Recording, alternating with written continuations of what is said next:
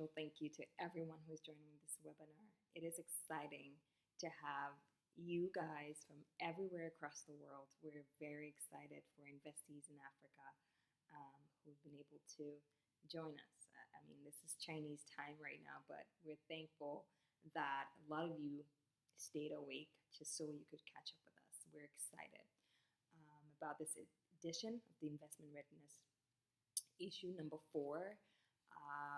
It is a product that was inspired or that was developed, from your feedback and the work that we've been doing over the last 2 years in Africa, and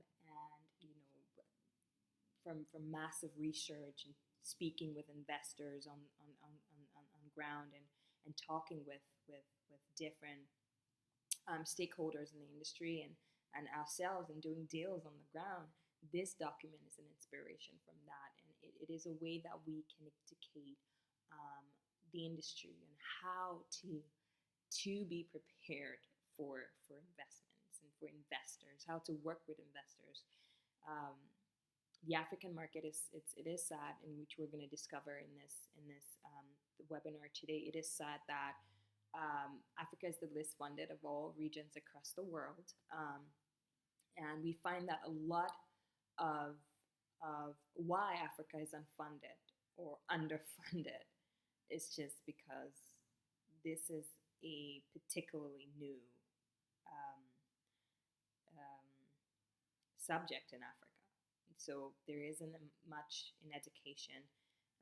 There isn't a lot of understanding why Africa has all of these different projects, and there's a clear need why 600 million people should have electricity, or why there's need for cementing Africa, for example.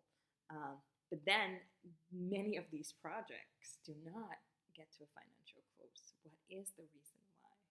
And this is what we're going to be talking about today, and it's exciting. So you're going to find the reasons why 80% of most deals that start up end up down to like 10% over the course of the investment horizon and the investment anatomy. So thank you for joining. I am Beauty Pravella Eben. I am the founder of eor-inc, and you're going to discover more for those of you who don't know what we do, and for those of you who are new and decided to participate this time. You discover more about us as we go through the document. It is a 22-page document, so I am really going to try to be as fast as I can, so that we can do this under 30 minutes. It's a massive document, so let's get at it. All right, so we do agree. I mean, this is something that it's in our consciousness right now as Africans, right? It is our time to rise. It is our time to add the value that's necessary in Africa. We cannot depend on our individual strengths. We have to do this together. This is already good that we feel this as a people. It's a great way to start then, because we find the need, and there is this need to add value, and this is why we're having some of these kinds of discussions as we're having today.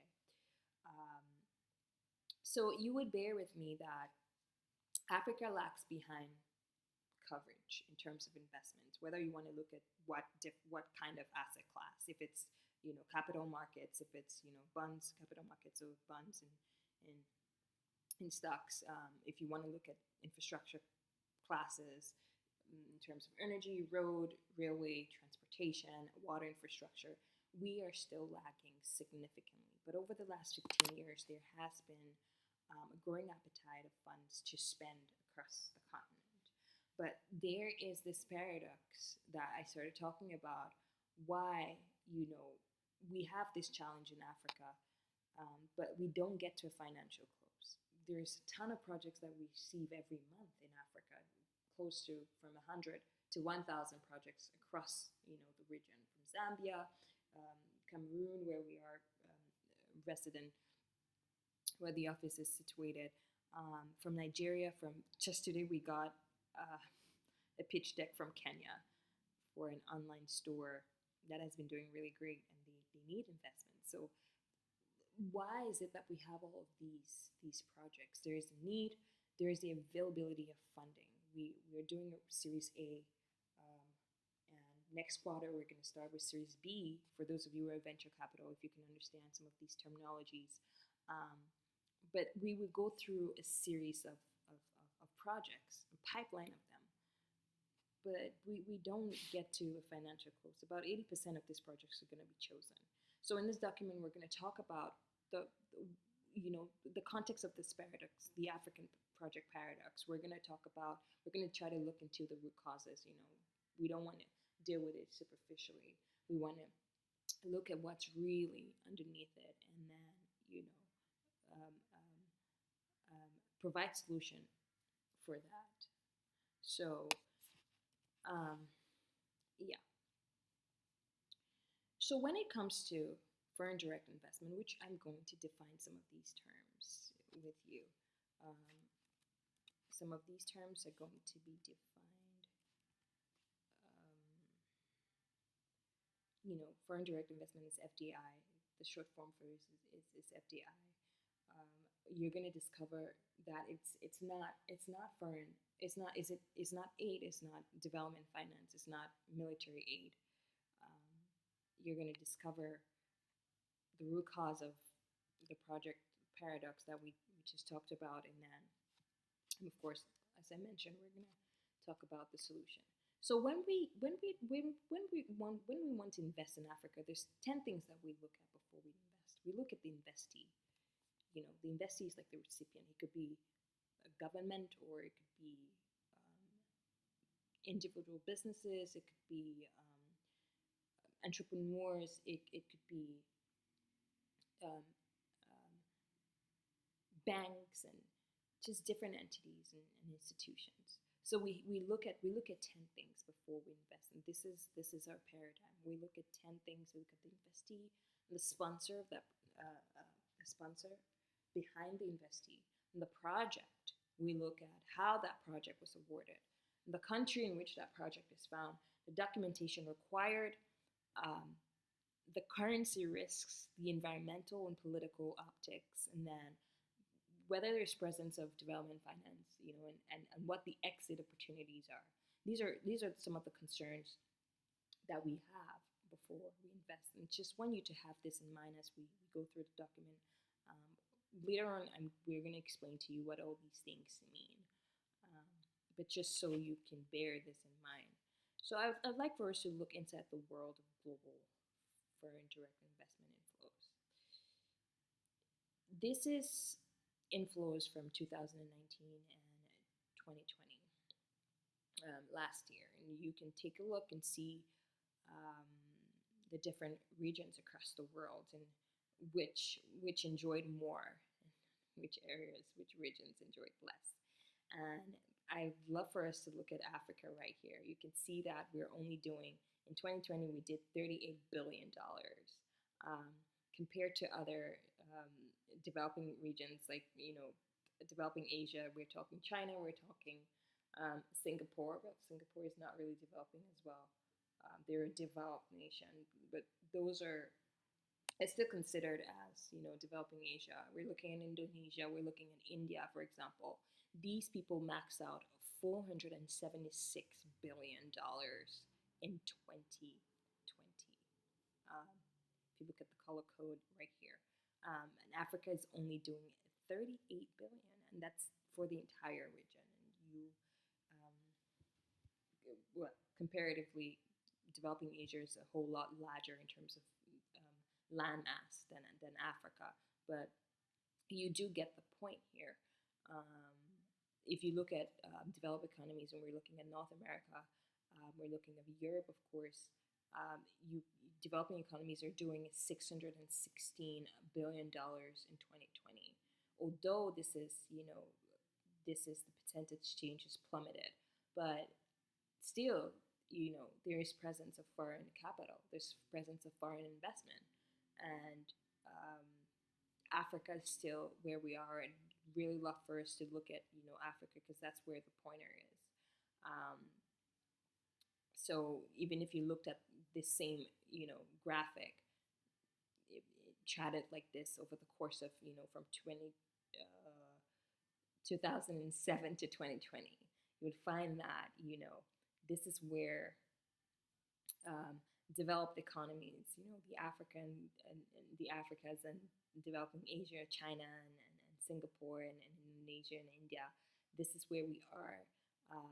We plummet. We're still at $229 billion, while the developed world has all of these going on for them. This is the general, the 859 billion. This is the general amount of inflows that have happened from 2020. Although this is plummeted because again, I think by 2015, foreign direct investment flows were about 2.5 trillion, and then slowly just declined because of the COVID and the current situation. So, but I want you to bear in mind to look at Africa right here. For example, 600 million people in sub-Saharan Africa lack grid electricity, right? So this is about 2/3 of the world. Just only 20 million of Africans were connected by 2018. Whereas in India, you had 100 million people. So India is currently 1.3 billion population size as well as Africa currently. So you find that although we're the darkest continent in terms of grid electricity or just power in general, we're doing just 2 million a year, whilst India is doing 100 million a year. So this shows you this is where India falls. India falls right about we're going to look at how much India gets specifically under developing Asia compared to Africa. But I just really wanted to let you see where the difference is and how this document, or this session, this webinar would help us to attract a lot more of, foreign direct investment into the continent, so we can alleviate a lot of the problems that we have. All right, so let's take a look at Asia. The first graph compared global foreign direct investment flows, but I want to compare, I want to contrast Asia, and I also want to contrast Africa, so you can clearly see the difference. Asia on a whole, we're looking at China. Let's just look at the top economies here. We're looking at China, India, Singapore, Hong Kong, and Indonesia. These together, these 5 top economies grossed 473 billion. Well, they grossed that amount in general.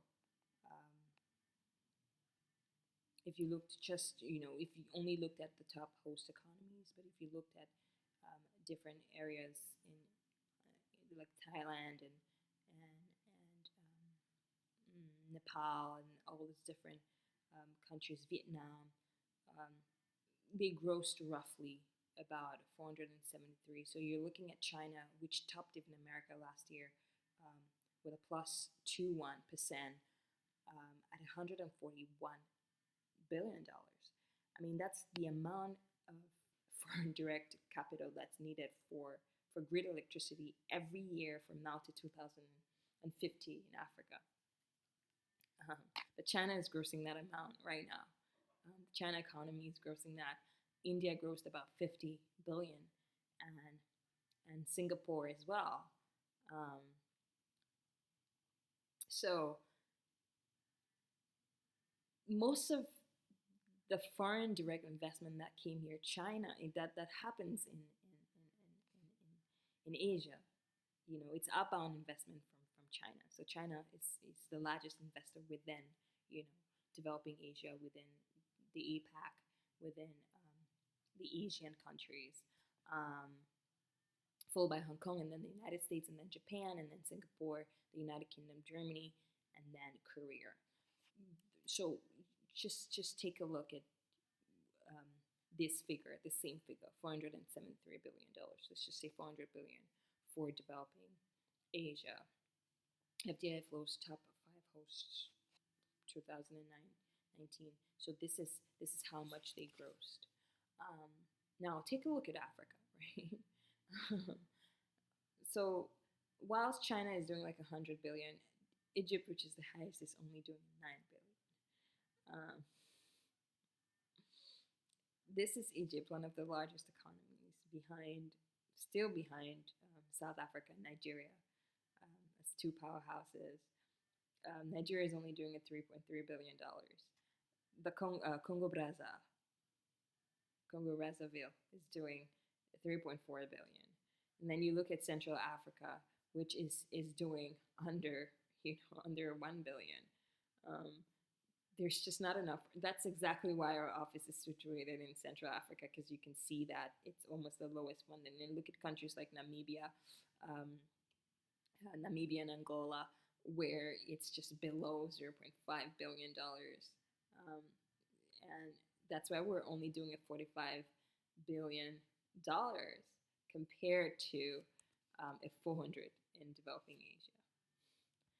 So I would love for you to see that this is the inflow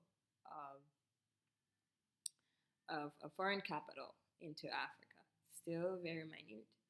And it's surprising enough that you find that the top investors between 2014 to 2018, China did not even feature. Although there's so much noise about China being predominant in Africa, but you have countries like the Netherlands who have been pioneering, in France, of course, and the UK and United States as well. And then you have Singapore, and Australia is not even present here as a forte investor in the African economy. Okay, so let's go into the next slide. So here we're gonna let's try to break down what, in very simplistic terms. We're not gonna confuse you with any of our industry lingo and terminology. We're not gonna confuse you. This is just really down to earth so that you can understand what foreign direct investment is. So when an American company, for example, opens up a data center in India, that's an FDI. It makes it a foreign direct investment. If China acquires 10% shares in an M&A deal, mergers and acquisition deal in the UK, it makes an FDI. If Australia sets up a mining unit in Africa, it makes an FDI, right? If a 100-year-old cognac house in France gets into the Chinese market and sells to middle-income Chinese online, it makes an FDI, it makes a foreign direct investment. So foreign direct investment is the movement of capital and products and services and ideas and assets from investors in another country to, let's just say, country A to country B, to recipients in country B. To governments, to businesses, investees, and entrepreneurs within country B. And it's only to the best of these recipients. Again, I'm going to explain in a minute why this is so, but you do understand that this is made available because, again, we live in a global economy where trade systems and cross-border trade and connectedness of services and the flow of international capital is really simplified right now. There's a rapid spread of technology, and it's just, we're in a globalized economy. So that's why there's been the movement of money flowing from country A then to country B or C or D or E, only to the best growth prospects. And this is a very important word when we talk about investment. For those of you who are not aware of, this just means that money would only go to organizations that have a future ability to generate larger profits. They can expand their workforce, they can increase their production, they can scale into different niche markets, and they can develop new product lines, and they can have effective marketing. So growth potential is always a standard or a yardstick or a barometer for investment interests for investors. So some of the times when people wonder why they have this brilliant idea and they have this proposal, they have this pitch deck, and it finally is not chosen. It finally is just sidelined, um, which we're going to show you the reasons why, why projects that quote unquote you would think in your head that, oh, because you did a very beautiful PowerPoint presentation, you used the latest software to design it, it still just doesn't make sense. We're going to discuss about some of how investors actually look at projects, not the aesthetics of the projects, but how those projects, make sense on a risk-adjusted level, which we're going to define to you later. So the investor's only reason for investing is just profit. It doesn't care. We don't care about religion in a place or the politics. We just don't care. We're going to talk about that for a minute later on. So I hope that that's cleared enough.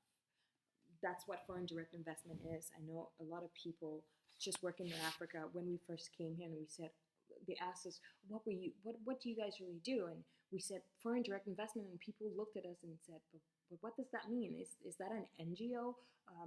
What does it mean? So this is why we're describing some of these things. So how beneficial is FDI flows to Africa?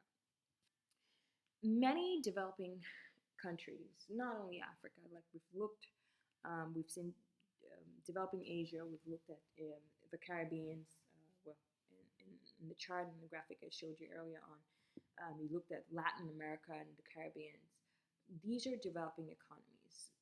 FDI facilitates economic growth, right? If we're pumping in money to projects, then economies can turn, there's trade, and trade makes everyone better. FDI is needed for projects within developing markets. It's needed for repair. And I love this word repair because a lot of developing economies suffer from wars and this is not a stereotype by me saying repairs, but also repair here would look at the project genetics, the wear and tear of projects over time. These are some of the things that we look into. It's just not putting in the money, but we look at this project down the line. Is it going to ramp up? How is it going to ramp up for the next 13 years or the next 20 years? If we put down our money, if we put down the money right now, how much are we going to spend in maintenance of the project? This is just some of the things that we bother about. How projects perform is very different. How a road that's built now is going to perform in the next 15 years is different from how a road that's built in how a road in Nigeria is built now for the next 15 years is going to be different from how a road is built in Zambia, for example, for the next 15 years. So project genetics is something that we really look into. And so according to OPIC, it's actually DFI right now. According to Overseas Private Investment Corporations, Africa offers the highest returns. And I'm going to describe what returns mean. Because over here we talked about investors seek best return. What is the meaning of returns? You could call it profit. Simply, that's what happens. But in investment terms, we look at it in two ways. We look at it how much gain of value we get on our money or capital, and how much income we get from it. That's what returns are in the investment world. If our capital is going to accrue over the years, or we're gonna lose it. That's what we mean by returns. And we look at the income gain, and we look at the original value, and we measure it against the ending value of the original value. Don't get into that. This is something that this is what preoccupies our minds. As investors in Africa, we're looking at that. We're looking at all those kinds of intricacies. That's what returns is. So, but for recipients, businesses, when foreign direct investment, for example, when an American company sets up, a data center in Nigeria, in Nigeria, for example, or say that the Australian mining company sets up um, a gold mine, an extraction project for a gold mine in Angola, for example, because of that's foreign direct investment, right? Because of foreign direct investment, there's best practices that come into these recipient countries, and I'm gonna describe to you what best practices are. Um, um, um,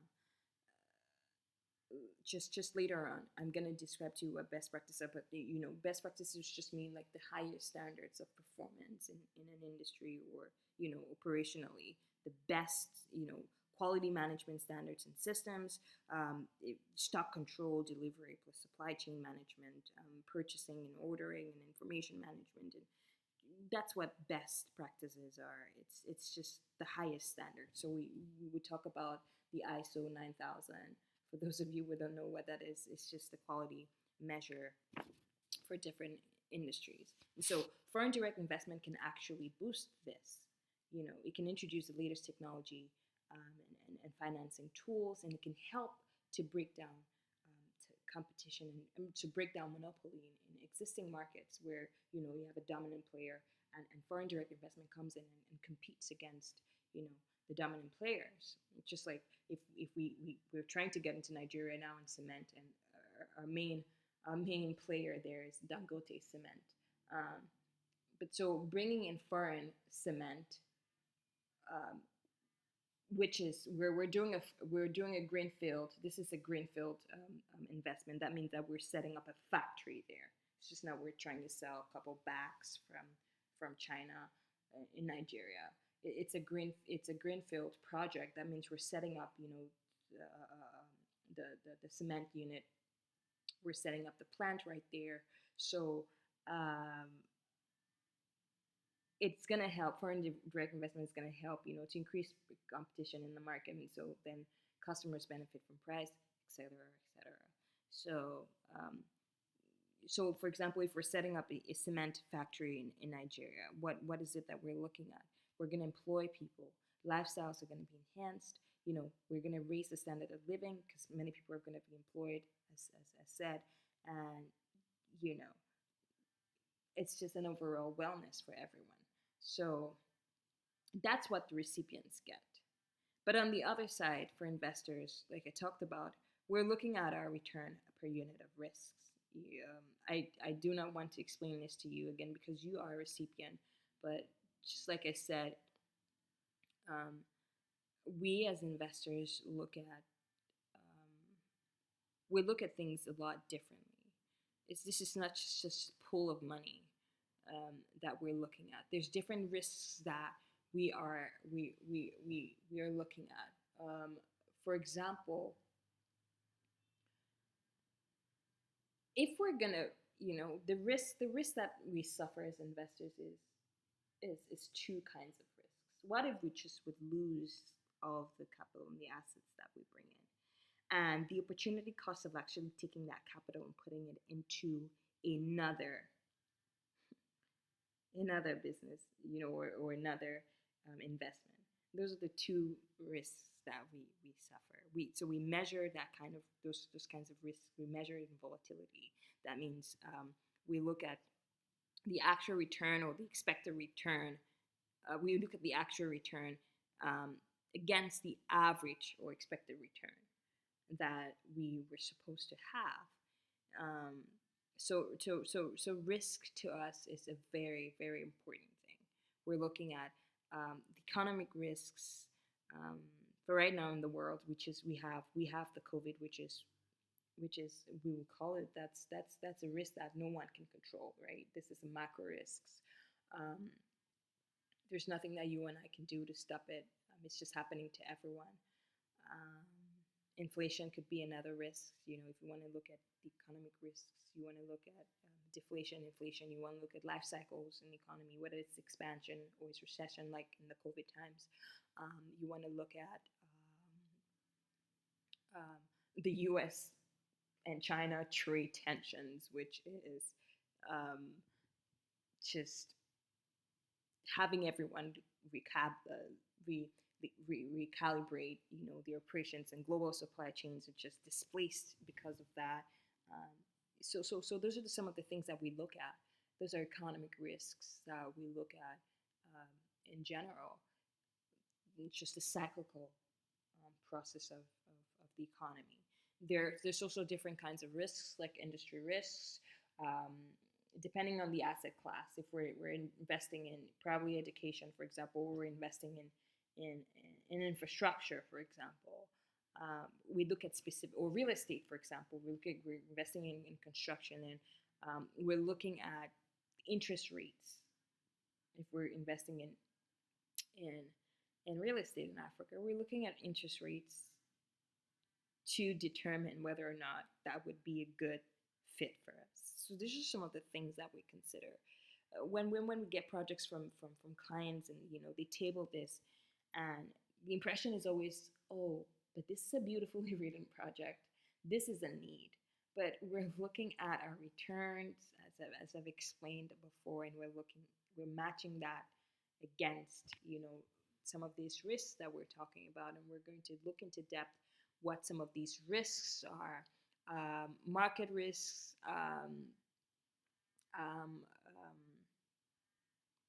asset class risks, just like I talked about.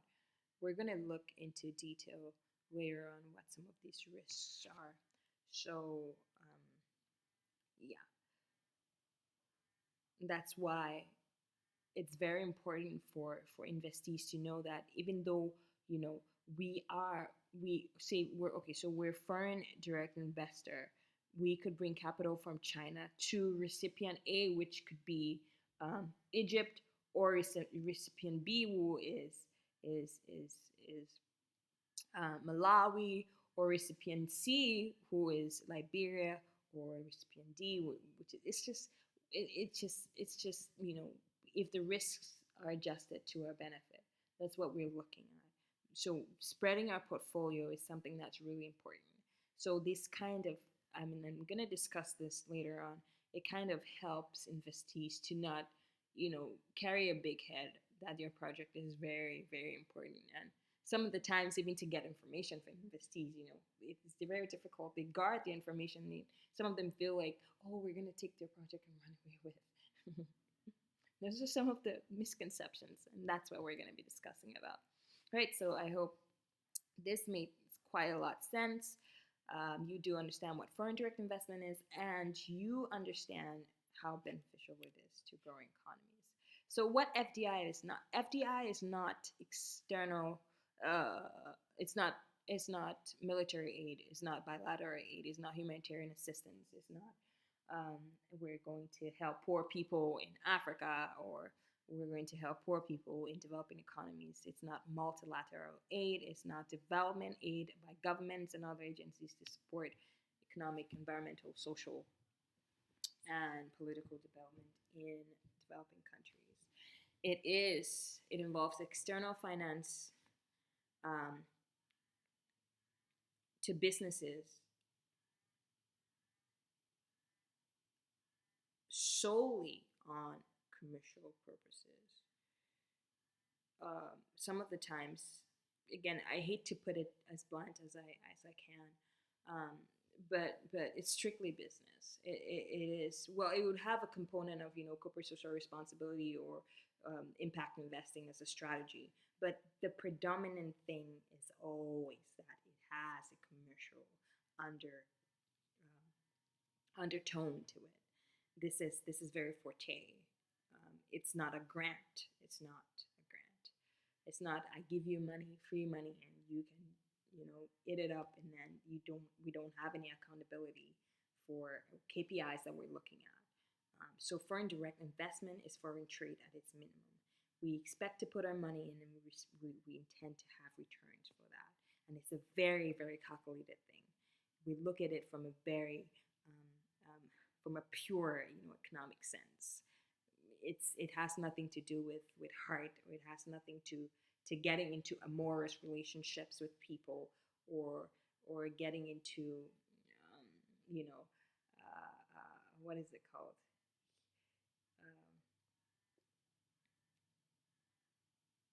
China we call it guanxi relationships. It has nothing to do with making friends as sort, right? We could make friends along the way and become friends along the way, but money is going to be put down, and we have to grow money. We have to grow money on that money. So very necessary.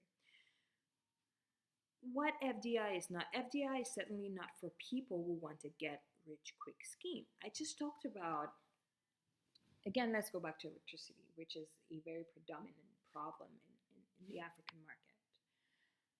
Something like electricity is going to, I talked about how it's going to cost us 100 billion every year to about 2040 to alleviate just at least 60 million people out of darkness, to curb the current 600 million figure that we populate in darkness that we have right now. So Africa's problems are very expensive. And usually if we're investing, our investment strategy is to go from 3 years to about 7 years, right? Then we exit. But we could exit between any of those times. But that's our stretch, that's our span, that's how long the tenures are that we can give. But so these are very expensive problems, like electricity, where households and businesses find it really hard. It's how much money that's spent in generators in Abuja, for example, costs 3 to 6 times what someone in London pays for. These are very expensive problems, and so it's just not for people who are such in a hurry. People would want to see, this is some free money, they can get the money and purchase a car and look wealthy. There is that part, because we're looking long term and never short term, right? There is that part, if that's something that people crave for, but at the same time, it's not something that we want to do out of indulgence, right? It is, again, we have needs to be met, we have problems to be fixed, we have a commitment to better the societies that we come into, and it's business. So it's not a grant, and it's certainly not for people who want to get rich as fast as they can. So, well, finally we get to what eor is, and our role in the FDI, and our role in Africa. So we're an 8-year-old foreign direct investment firm registered in Shanghai, China. Last 2019, I think, was it in April? Yeah, we scaled some of our operations down to Africa because there was a growing concern within our investors in Asia who wanted to tap into the African market, and we had to be on ground. We had to come in here. That's why we're having some of these Investee readiness documents. We had to come in down so we could source the right kinds of projects for money from there. There was that need, and so we had to fill it up. You can go on our website, www.eor-inc, for more on what we do. It's right there for your reading. Because of time, we cannot really go into that detailing. But we consider our work in Africa, because we are Africans, right? We consider our work in Africa as a God work. And by God work, I mean that it is work that it has to be very, very selfless, because again, we're dealing with a lot of damage that has been done over the years by the media and those people who came before us. The way that Africa has been painted for years, it's just discounted Africa before investors. Investors, whenever we bring up Africa within investors meetings, it's like, oh, war, poverty, unrest, social unrest, corruption, disease and viruses and Ebola. Literally, this is what we have in meetings. So not only are you supposed to not feel bad about that, or the fact that your self-esteem as an African is just water to nothing, you have to be able to fight that back. So that's our challenge. Our challenge is restoring investor confidence and debunking some of these wrong narratives and re-imaging Africa to help Africa develop to play its part in the global economy. Those of you who have lived abroad, you know what I mean. There's no need for me to elaborate this.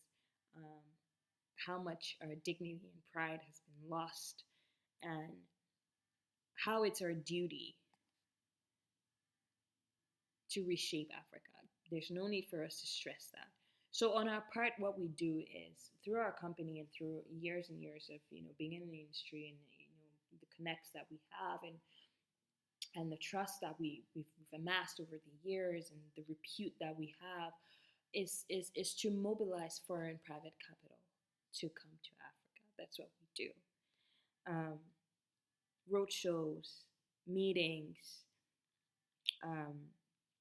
investor forums, and exhibitions, and all of that is what we do to mobilize private capital. We've been doing this for over 8 years. It's quite a long time. And so a reason for doing this and scaling to Africa, like I explained, another reason is that if you look at, so we're going to be 2 billion people in 2050. About 500 million people by 2025 are going to be in the labor market. What are we going to do with all of these people? Right? So we don't prevent an unrest. What are we going to do with 500 million unemployed people? That's almost half of sub-Saharan Africa. What are we going to do with those numbers of people if we're not able to create the necessary jobs within the different industries that would, absorb these people? If we cannot create, labor-intensive and highly productive units like manufacturing plants and factories, then we cannot exploit Africans' population dividend. We cannot. It's just going to go to waste again for another generation. So our plan and our mandate is to industrialize Africa. This is why we're here. By our standards, we're supposed to set up a factory or some manufacturing unit of some kind every month across the region. This is our goal for Africa for the next 30 to 50 years. Is every month we're supposed to set up a unit like this in Africa. And so we're committed to mobilizing capital and de-risking investments. These are some words that you may not know.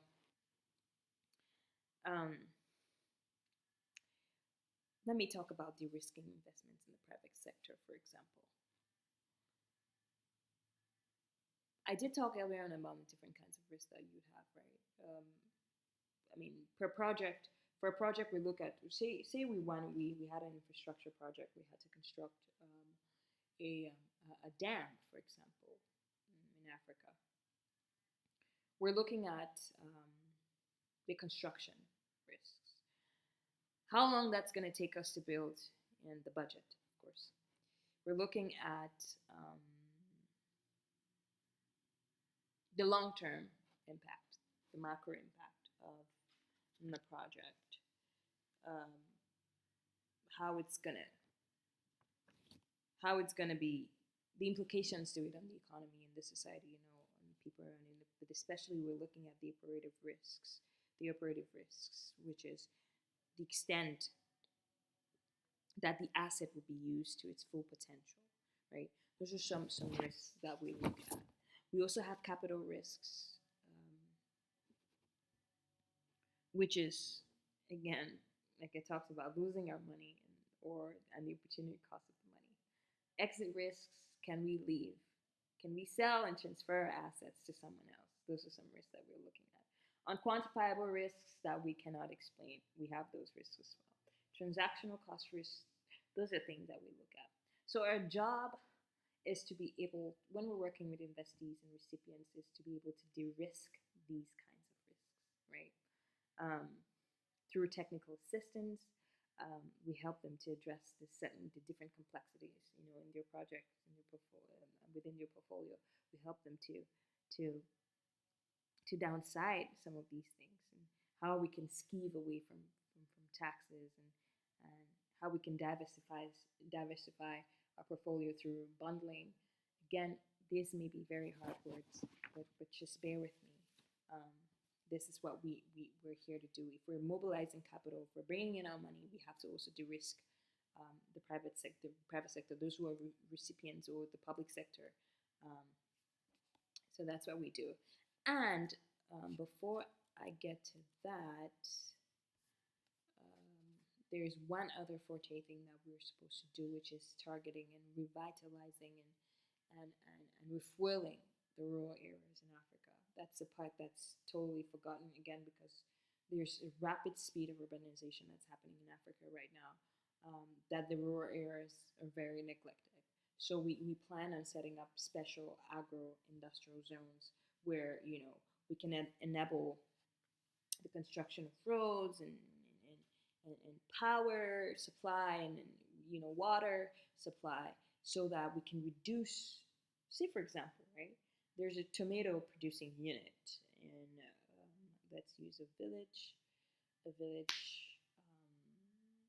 Okay, let's use a village in Cameroon, for example. We have a tomato unit, a farm in Bafia, for example. So if we can set up this special agro-industrial zone that has all the facilities around it, then we're looking at reducing the cost of doing the business, the harvest time, the harvesting, and the losses that the tomatoes go through, the perishability of those tomatoes, because they cannot reach market, farm to market on time. And then, the added value on those tomatoes, the processing, the packaging, and the branding, and the marketing that has to go on with that. So that's why we plan on setting up agro-industrial zones for different, opportunities in the agricultural sector and agribusiness. So that's predominantly what we have to do. How does your solution industrialize Africa? Through 6 different things. And these are things that we've tied ourselves down to, because the African Development Bank is committed to these 6 flagship strategies, and Agenda 2063 by the African Union also. So number 1, we have to foster policy on industrial development. This is something that those of you will have this can pause. You can pause the video and just take a look at what we mean here. Influencing policy, again, it's so important. As investors here, there's a lot of red tape that just scares us away when we come down here. There's a lot of red tape. There's a lot of misunderstanding, like we're going through on what foreign direct investment is. How, because again, right? If we're bringing in our capital, try to understand, we have to be with this government for a long time. We have to be with these people for a long time. And so policy has to be influenced in some form to accommodate us. Do you understand what I mean? Yes, it has to be influenced in some form. Regulatory and institutional frameworks have to consider us at some point. We grow liquid and effective capital markets. Again, this might not be your concern, but so this is something that we do on the outside, which is, again, this is specifically for governments, how to institute liquid markets here, which would have a trickle effect down for us, again, especially when we're doing like off-taker agreements, and we need to sign with a local sponsor. We need to sign an agreement with a local sponsor, maybe for 30% off of the deal, and we're bringing in 7% off of capital. For that to happen, capital markets here have to be well advanced for that to happen, which sadly is not the case in Africa yet. And so number 3 is attract and channel funding into infrastructure and industry projects. This is very primordial for us to contribute new and additional funding for programs that will boost GDP, that will boost foreign direct investment stock, um, which is always measured in USD and in GDP terms as well. That's predominantly what we have to do. And here we again, I just want to simplify the word about mandated lead arrangers. So this just has to do with, again, some of these are hard. Infrastructure is a very hard asset class. It's capital intensive, and so most of the times we have to work with a lot of syndicates. We have to work with different banks that come together to be able to finance the project. You may have you have a lead arranger, and then you have a co lead arranger, and different syndicates, just so that we can make the finance come together as easily as possible. This is not, again, your concern, but this is some of the things that we do. Your concern will be on point 5 and 6. But on point 4, we develop efficient industry clusters across the continent. We will support governments in developing efficient industry clusters across Africa, just like we talked about the agro-industrial zones that we want to create, and we want to be able to provide technical assistance and then funding and implementation and actual monitoring of those projects, for the genetics of the project. But so here is where you want to concern yourself in point 5 and point 6, which is we promote strategic partnerships in Africa by linking African enterprises and major projects with potential partners and investors through promotional activity. We do have an AfriCA investment forum, which is where the platform is actually being built right now. But this is primordially why you're here, with the investment readiness document. Is just because we have a host of investors which we're going to talk about in the next slide. And then the other thing is to promote and drive enterprise development. Some of the times, a lot of Africans or a lot of African entrepreneurs have all these beautiful, brilliant ideas that we see opportunities, in some other markets. For example, China is a 1.4 billion market with over 1 billion people connected online. I think that number is even reduced now. It's probably like a 1.2 billion people are already connected, and it just takes for someone who's made cacao, that's processed cacao from Africa, or shea butter, or what is it called? There's some cashew nuts, for example. They processed it and branded it. There is a market right there in China just for these products. The African flavor that's needed. Consumers are willing over there to buy, So some other things that, even if you don't have regional markets here in Africa, or you don't have a national market, helping people, small, medium enterprises to understand how to do cross-border trade and how to and to pair them and link them with foreign projects and companies. It's just what we do as well. I hope this is understood. But point 5 and point 6, we're really going to dwell on this. This is actually the core to a lot of what we'll discuss here.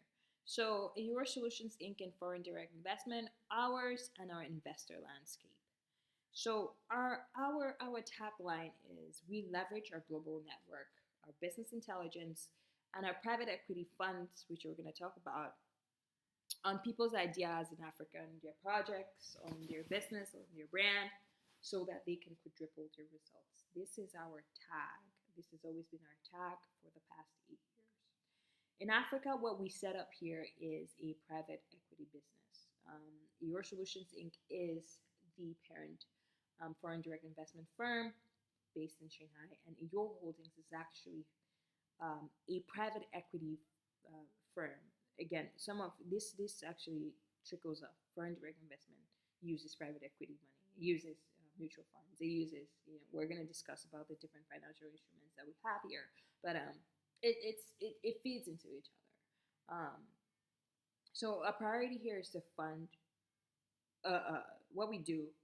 We put our money in priority sectors and industries, and that are dictated by the United Nations 2030 Sustainable Development Goals.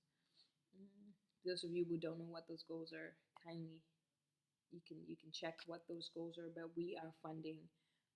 Currently, we have 4 projects that we're funding already in Africa: in real estate, and health, wellness, finance, and education. So this is where we invested in. We have a private equity fund called Mama Private Equity Fund.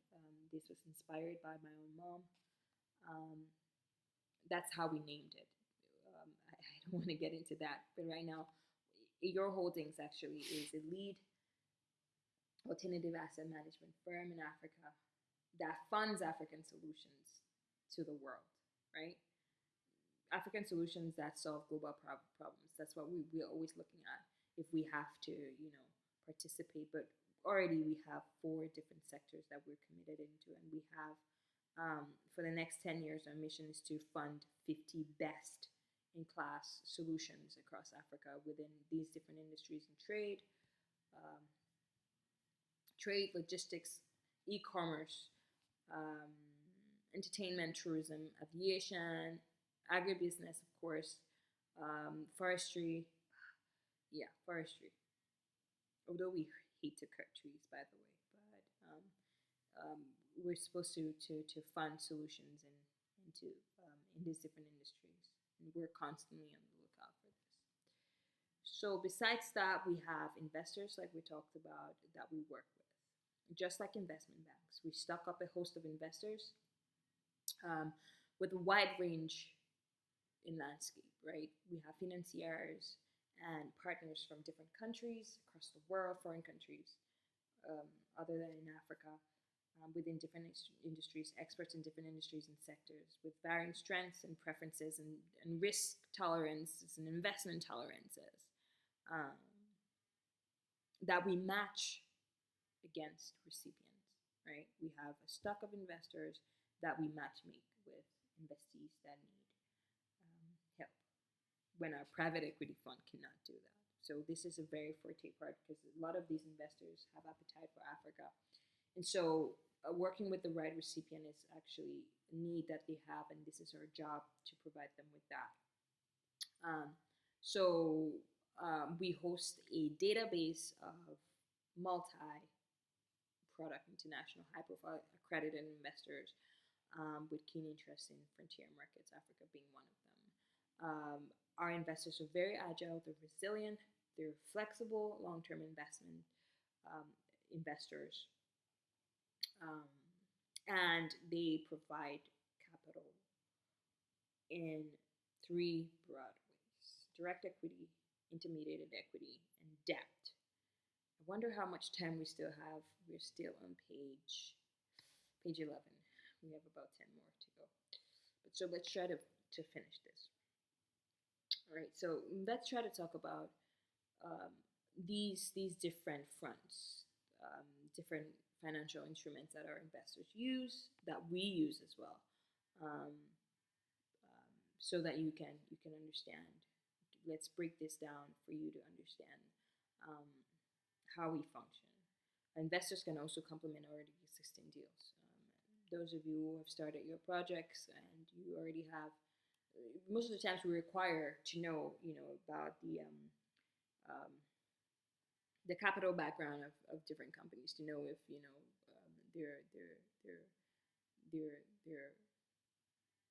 they're startups or they're mid growth or their expansion mode. Those are things that we consider. All right, so let's take a look. Our investors, their financial instruments, and ticket sizes. All right, so the very first way that one of the ways that we, depending on the project that we have in front of us, right? Or maybe let's talk about our investors for Africa. The types of investors we have: government agencies. Again, these are foreign government agencies. Not very many of them. We have corporate investors, roughly about 50%. investment companies, foreign investment companies. Of course, we have right about somewhere between 50% to about 60. And then we have high net worth individuals, private investors, which is that's our magnet. So these are the types of investors that we have.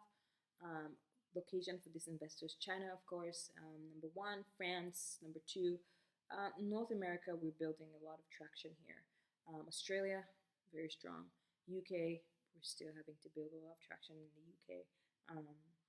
Again, mobilizing capital here is not very forte for us. China is, Australia is, France is, Germany, and we're getting into Dubai. Dubai has. We've been having a lot of calls recently with Dubai. So we're building a lot of traction here. But for sure, France, China, of course. China is our mother.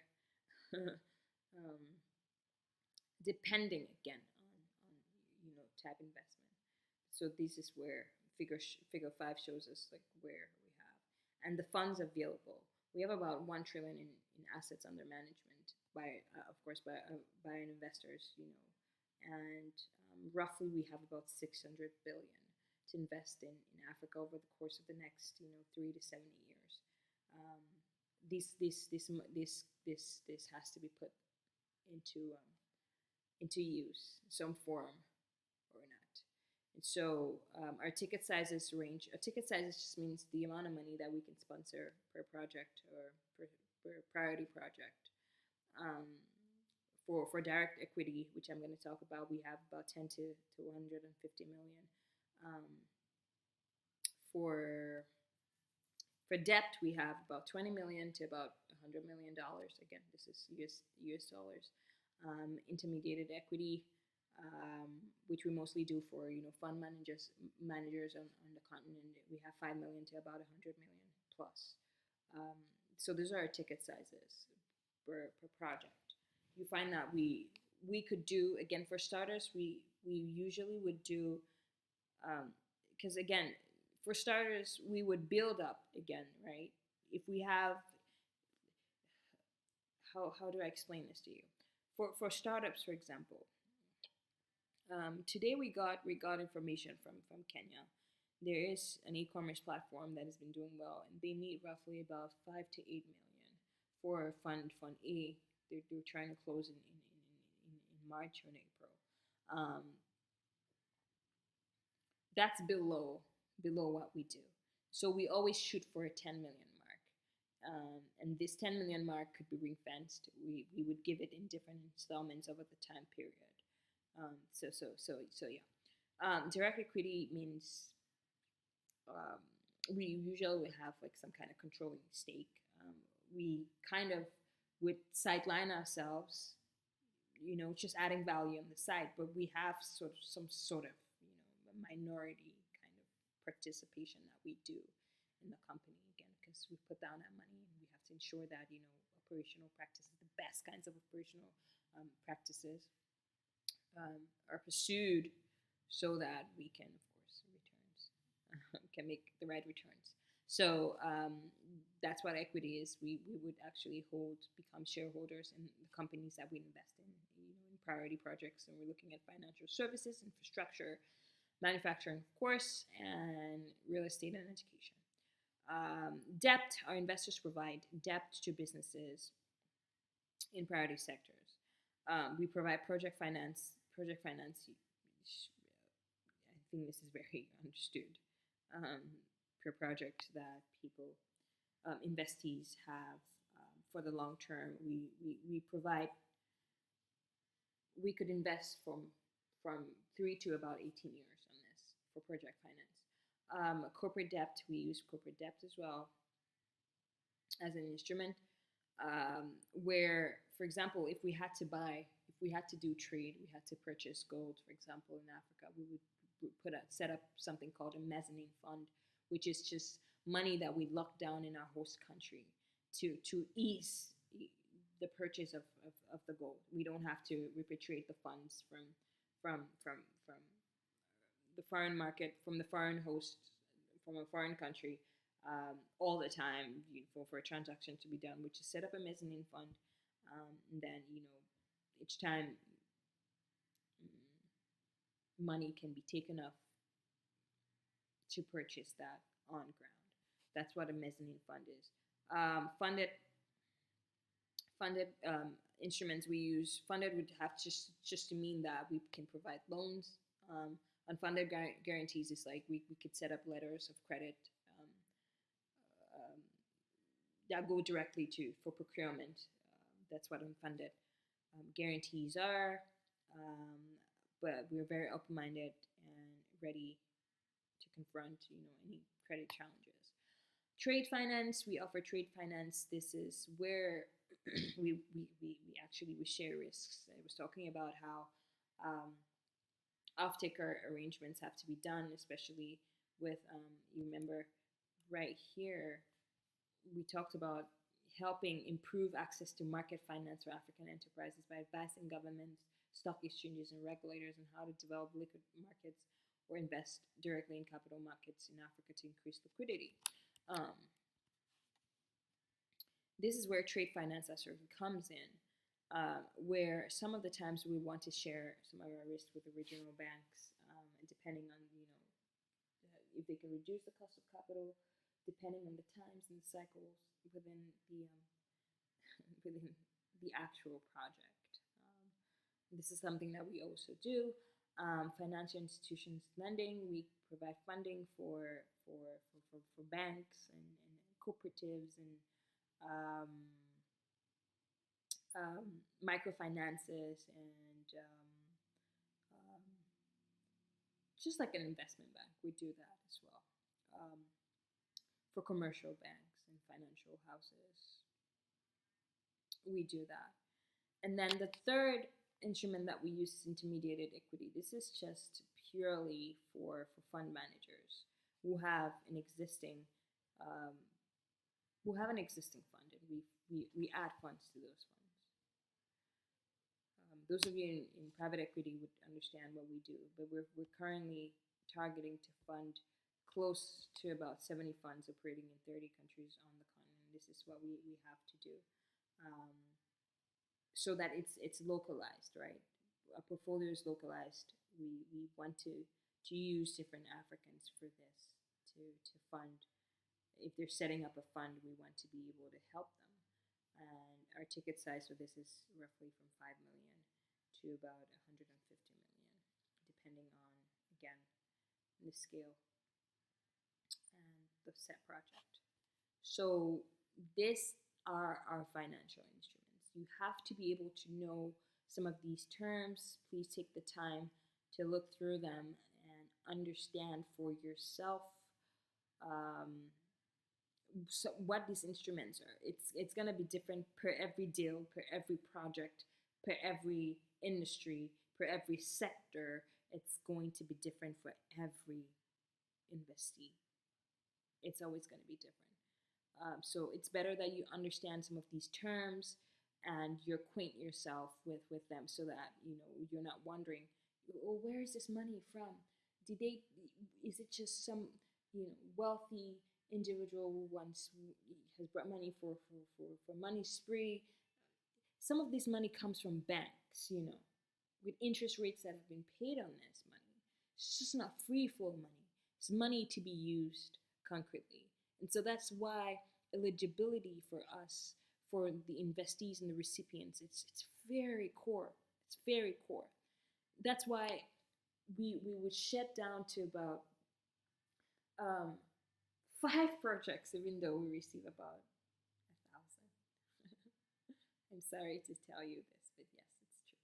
I remember one of the investees came to our office last time, and he was such a beautiful investee and talked about his project. And then we asked him, "Where's your business plan, sir?" And he said, he's still thinking about writing it. And that was the end of our conversation. You know what I mean? This is money, people's pension funds that have been, taxpayers' money that goes into some of these things, and we just cannot risk it. I hope you can understand. So I'd like to help you understand the anatomy of a foreign direct investment deal in Africa, right? I need for you to understand the start process and then the finish process. It starts from the project stage and then from which is sourcing and selecting priority projects, and then financial close.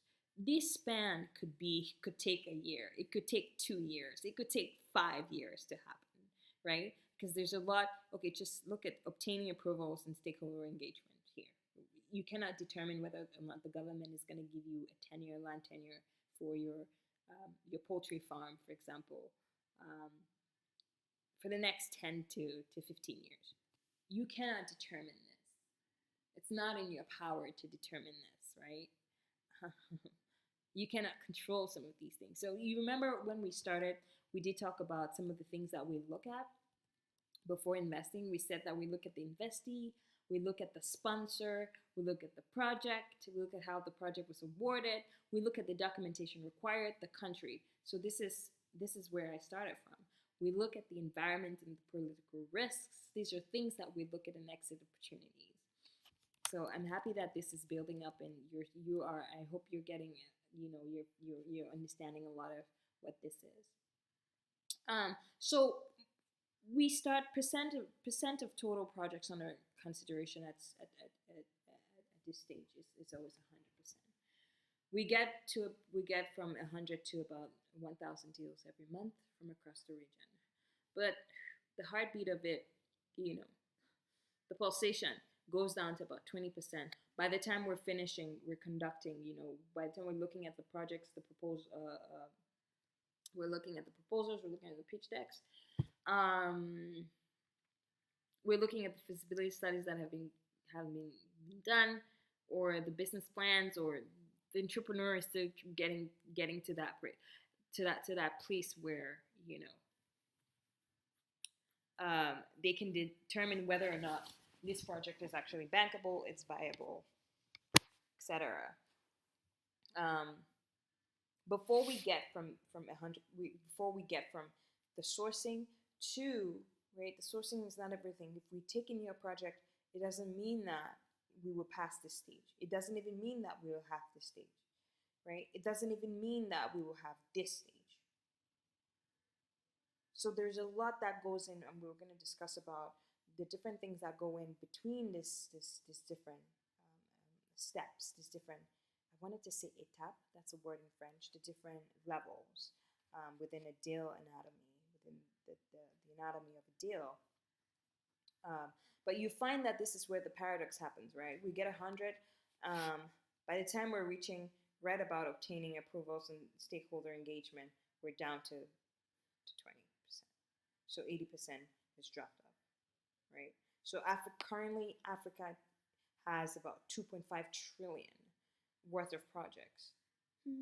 That's even more than the total global FDI flows, right? This is about the current GDP of Africa, which is 2.5 trillion. Not a lot, but a lot if you think about it in terms of projects across all different asset classes. Well, asset classes, I keep referring to the word. Asset classes just means, investments are usually classified in markets that they trade in. That's just it's like an asset class. Real estate is an asset class. Bonds are an asset class. Foreign direct investment is also an asset class. Infrastructure is an asset class. It's just, yeah.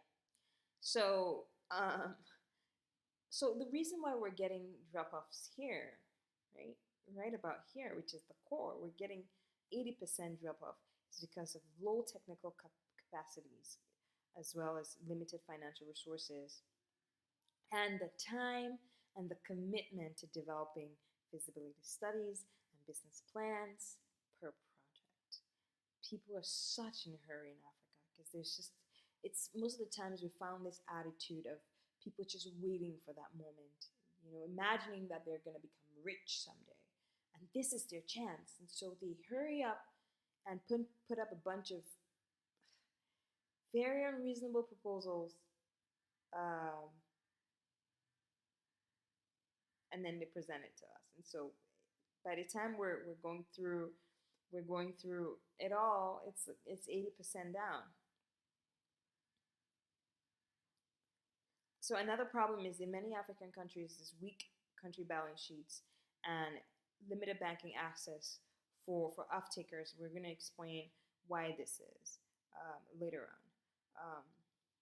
Especially for mega projects, for big capital investment projects.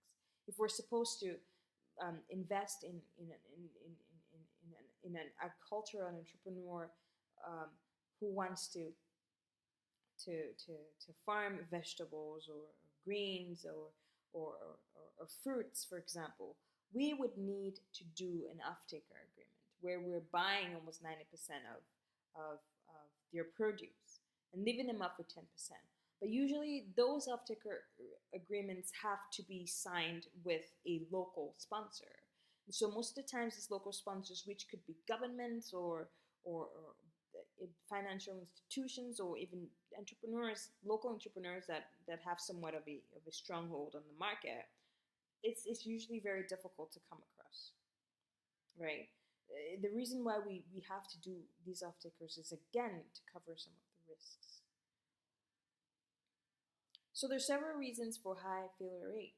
Many governments and developers lack capabilities, as well as the budgets to design and implement projects with commercial potential. I talked about commercial potential earlier on when we started. So when you so let's look at it. Okay, we talked about this, obtaining approvals and shareholders engagement. This is something that takes a long time in Africa. If you don't have the right connections, sometimes even with the right connections, you would have to bribe your way through. Systems are not running as properly and as digitalized and as easy as it could be. It's still run very informally. So these are some of the problems. Agencies wanting to cite you and make profit off of you on the side whilst you're going through this. It's just some of the reasons, some of the problems that we have. So we have this, and then we have this as well. And I want to talk about this especially, obtaining approval, because this has to do strictly with the government and political optics. For example, if we had to, right, try to understand the political optics here. Some of the times, if there's a project that we have to invest, say for the next 30 years, within those next 30 years, power can change. Power could be transitioned. And so when we sign a deal with one government to build a port, for example, and then newer government comes in, there is always that offset that takes in. And sometimes it can be really hard to manage that. For stakeholder engagement, it could be really difficult. Those are some of the concerns that we have. Finalizing technical design, again, this would depend hugely on the set project, the asset class. Is it fast-moving consumer goods? Is it we're setting up, a mining, an aluminum mine, for example, bauxite mine, for example. We're setting that up, but we have to look at, you're looking at different technical designs and details that have to go into those projects, and whether or not how we're going to ship the bauxite to the port. Are we going to set up pipelines, or we're going to have we have to use the road to carry some of these things, and setting up the technical assistance and a lot of industry specific equipment and design. So those things are also a concern when we're looking at. So investors, we lack a bankable project. Only a few projects meet our investor risk return expectations and hence a financial close. So by the time we're right here, by the time we obtain approval, we're still having a 50% drop rate, right? Between if you look at between the 100 from start the sourcing of the priority projects to what, to the financial close, we end up with just about 10% of projects to fund in Africa.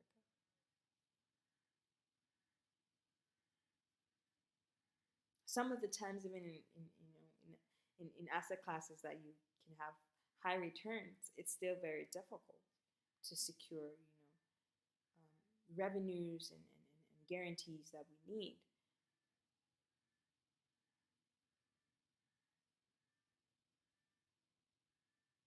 So this anatomy is very important because, again, like I explained, most of what we look at as investors is sustainability, right? We think long term.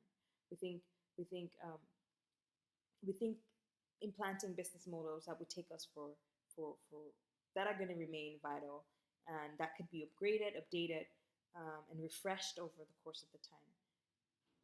We think about governance and risk sharing capabilities and the people delivering some of these projects. These are things that we look about. We talk about why the pipeline has to be bankable.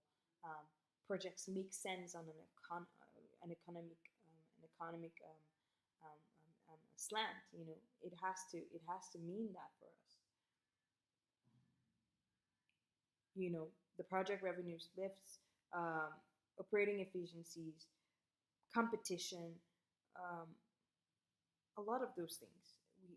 We tend to look at them when we're considering the anatomy of different deals. So I hope this is clearly understood.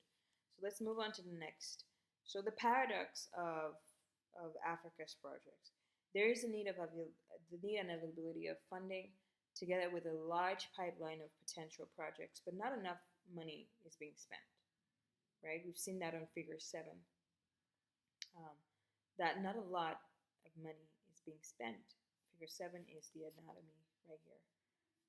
We've looked at this. So for you to better understand the root cause of the paradox and how we could tackle this, as you being the recipient, we investigated a number of case studies. Again, projects that we've run through in the last 2 years, and these are things that we came up with. We found that these were the causes.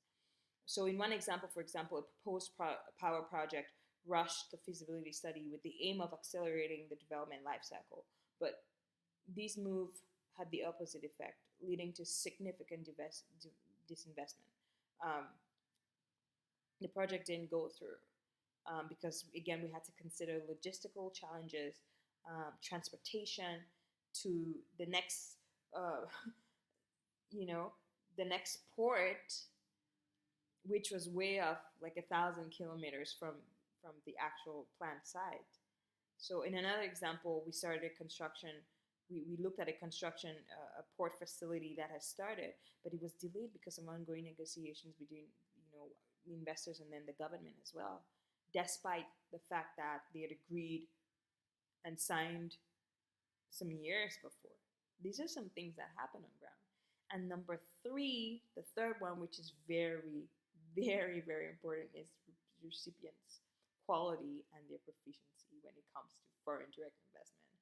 It's just a general lack of investment readiness. It's some of the times when we started with investees and we have to coax them to provide us necessary documents, right? Because we have to do a background check on them. We ask them, okay, can you provide us with your business license? Can you provide us with the different specific KYCs that we need for the clients? But it's a drag, a total drag. We have to beg and we have to. So these are some attitudes that are just not necessary, because when you do this, it's very unprepared. It's just unpreparedness on your path, and it's just okay, fine, thank you, on to the next. This is what happens because the money has to be put down somewhere, right?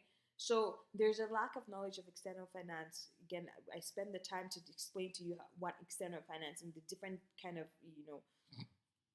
debt instruments that we use. We talked about this for you guys to understand whether it's direct equity, whether it's debt, whether it's structured finance. We've talked about this, where this external finance comes from. Sometimes again, like I just described, the unscrupulous feelings of entitlement.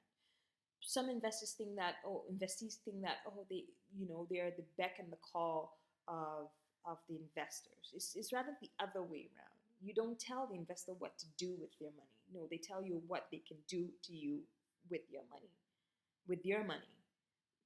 This is actually it's an opposite thinking that a reverse kind of thinking that we found here. Because some of the times we work with investees and the investees would tell us, but tell the investors that this is what we need, right? Again, they're coming from a place where they don't even understand, risk adjusted, a risk like return, risk and return adjusted. I'm speaking really too fastly. Miss my lines there. The risk to benefit, they don't understand that adjustment. So they don't know that there is country A, there is country B to go to, country C, or entrepreneur B and D and E and F to go with our money. There are opportunities that are begging, that are bankable enough. So it's just as good as going. And then another retardedness that we found is some of the times investees want amorous relationships with us who are sourcing some of these, pipeline projects, before they veto a deal flow. For example, you have a bunch of retards who cannot look at, the value chain to a project. We have 50 million USD worth of profit to make.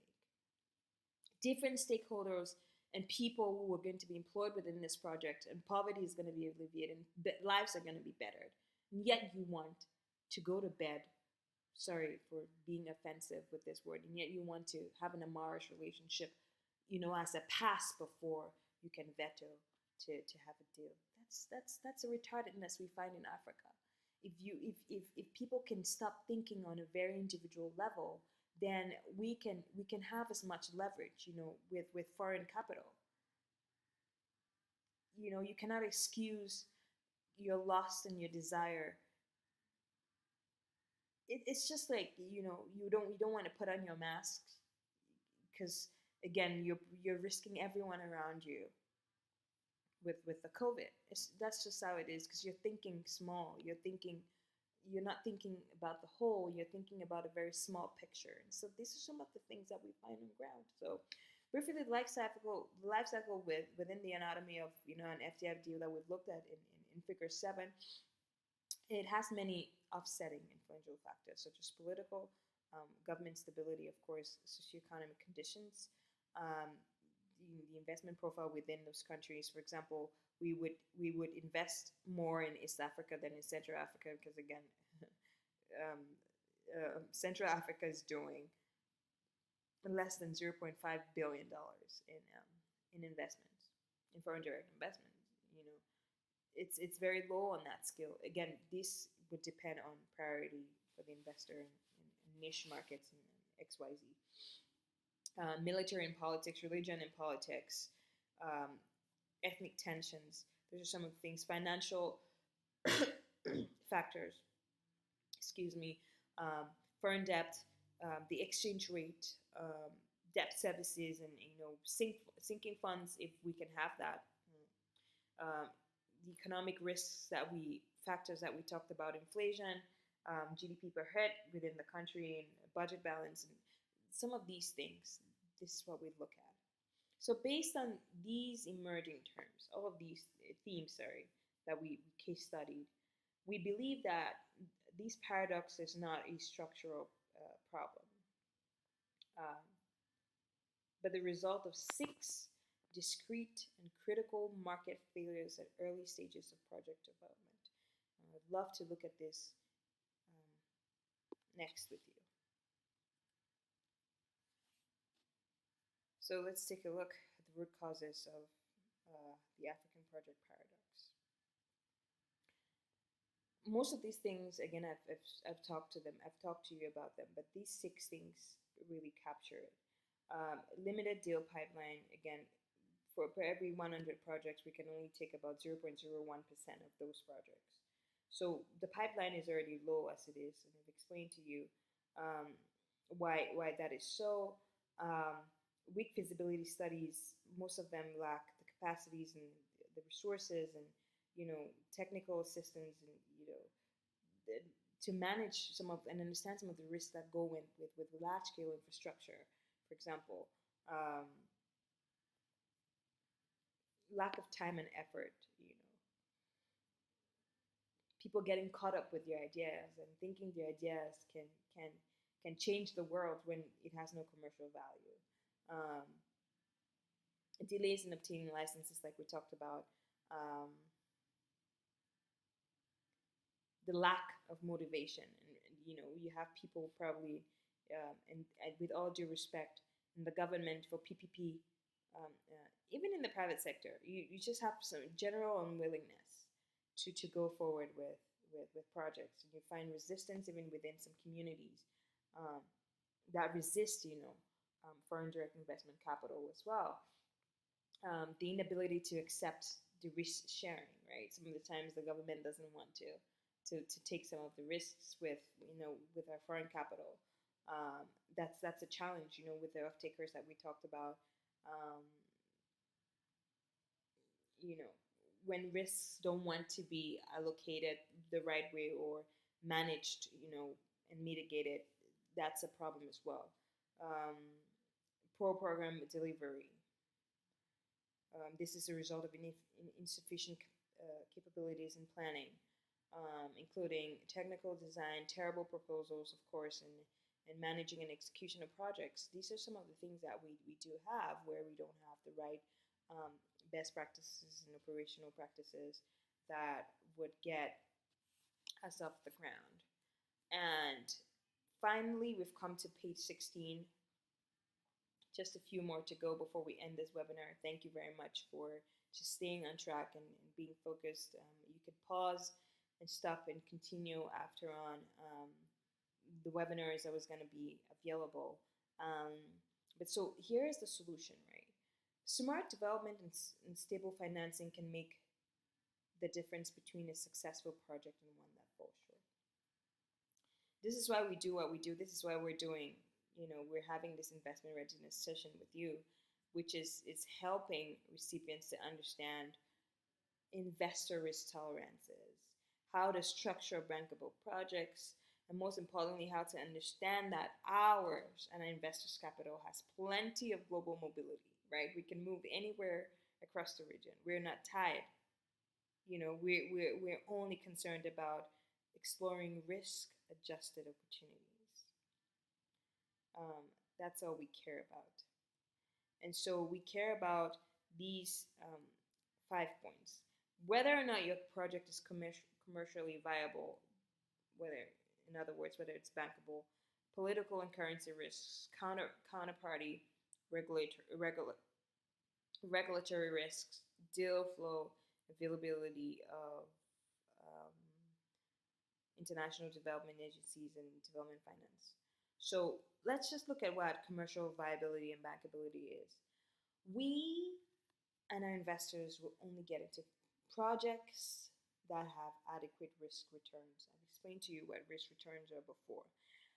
Preference goes only to projects with predictable, reliable, and stable revenues, whether that's coming in terms of, off-taker agreements where we can have a consistency and tariffs. That's where our money is going to go into.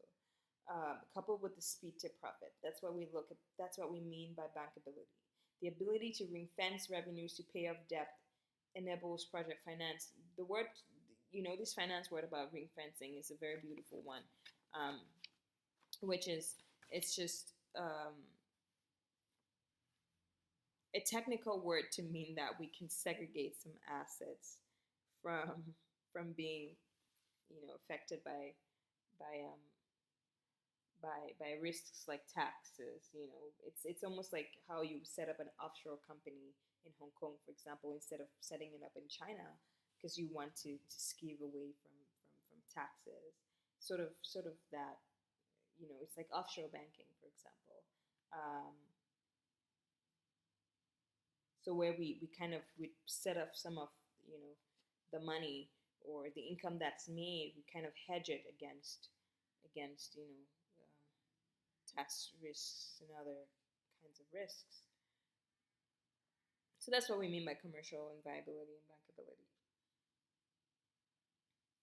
And then political risk, of course, the degree of perceived country political risks, driven by political stability and the situation in the country. I think this one is very self-explanatory. Strong currency fluctuations can hamper. This again is something that we find in Nigeria. The naira is very fond of fluctuating. These are some of the problems that we have, again, because we're matching against a dollar, where a lot of cross-border trade is priced at. Counterparty and regulatory risks. A credible off-taker is critical to guarantee revenues. If we're going to bring in our cognacs in Nigerian market, for example, we need an off-taker agreement. Someone that's going to buy off those bottles for us consistently.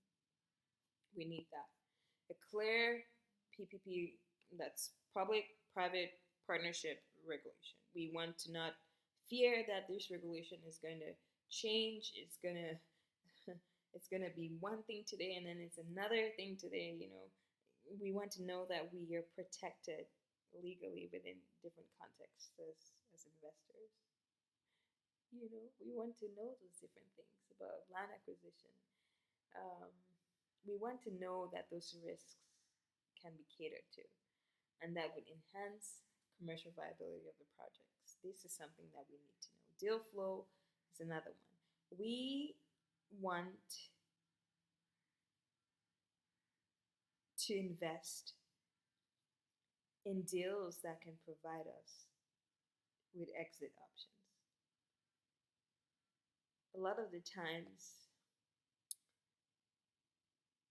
when we look at proposals, it doesn't have any exit option. It's like it's a marriage that's going to be there forever. It could be there for long term, but we want to know that if XYZ happens, then XYZ is going to be done. We're gonna take off this number of this amount of shares. We're gonna sell this amount of shares if whatever the case happens. That's what deal flow is. Investors need to invest time and funds to settle into a country, and will do so only if deal flow is significant and if it's clear. Again, this is something that we work on with different proposals for our clients, the different investees that we have. And of course, we work with countries that already have some kind of development finance, that already has that happening for them. This is just, again, this is to tell us, it's almost like it's a domino effect. If you see investors investing in the certain market, it's like, oh, it works, so we can go, right? So at the end of the day, in our head as investors, we don't want to take the risk as a loaner.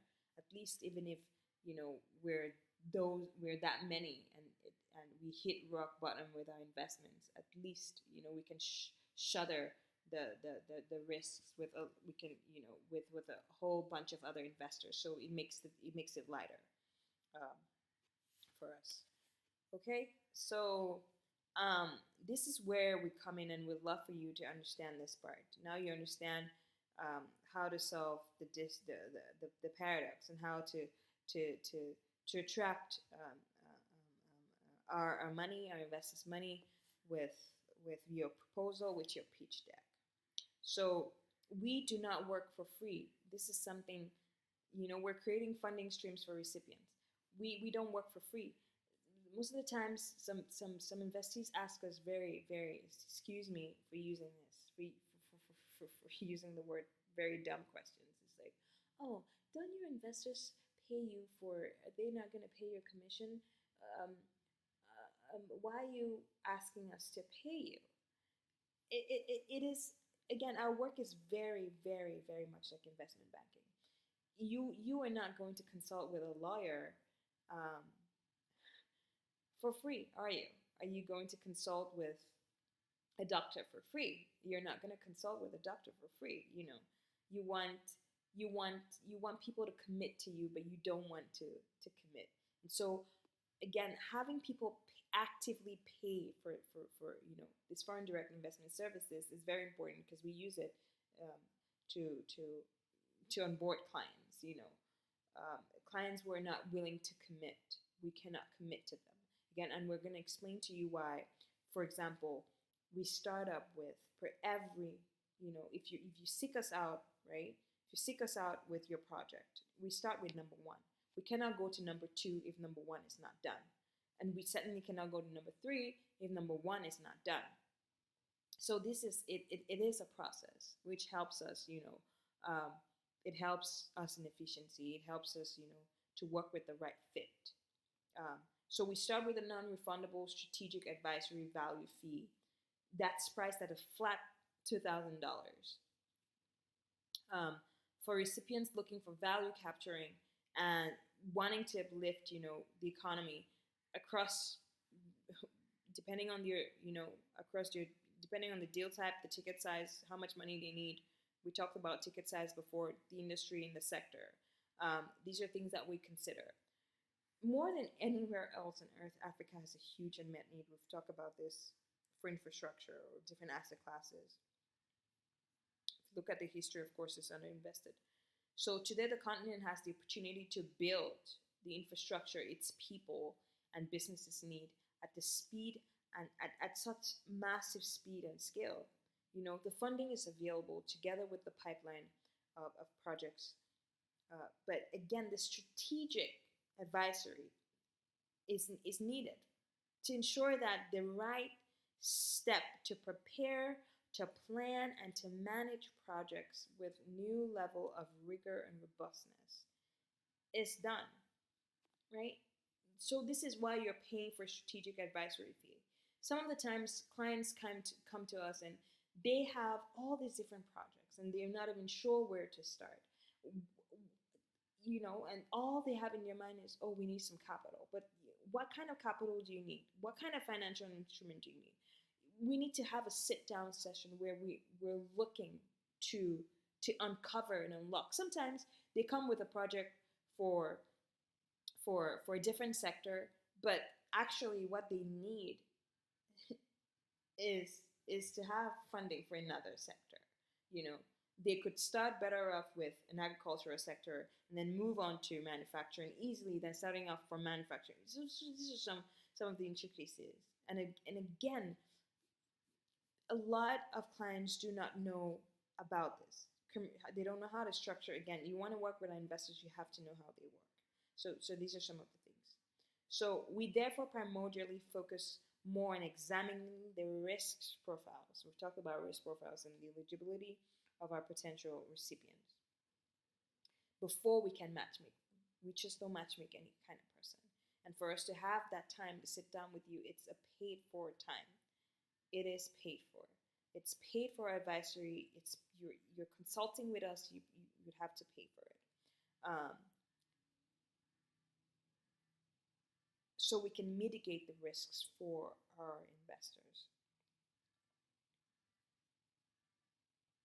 So strategic advisory, or eor-solutions Inc. Strategic Advisory business provides differentiated strategic and tactical advice as well as unparalleled execution to financial sponsors and to recipients in both public and private companies across a broad range of industry sectors and geographies.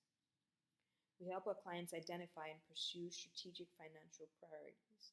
We devise strategies to enhance shareholder value and develop new ideas and deeper perspective to achieve their investment goals. We help build facility, capital, and operations over extended periods of time for our recipients. Again, you also have to know some of the times, this is where we go on three. Some of the times you start projects where, the life cycle, because projects are very organic. This is something that entrepreneurs need to understand. They morph and they change as they go. And definitely, probably they're going to need injections of different capital sources from different places. And so we are able to determine that before we even start. Most investees do not know this. So what kind of project proposals and what pitch decks containing the right commercial and technical details? Is it a priority sector? If it's not a priority sector, we might not. So the advisory session is going to help us determine that. What investor do you want us to match? Would be a match with you. Is it our investor from China, or is one from Australia, or what kind of financial instrument will be needed based on your project life cycle and the genetics? How much ticket size? If you want a ticket size of $50 million, that's something else. We need we need a session with you. Very, very important. So our success begins and ends with an unrelenting commitment to delivering world-class boutique client service. We cannot rush this process. It goes like this. We start off with a paid session with your strategic advisory session, and we go on to the second level and then the third level. We're going to discuss the third level, and we're going to look at we're going to go on page 10. Well, page 10 has, let me take you guys back to page 10. Page 10 would actually be this, the deal anatomy that we've looked at.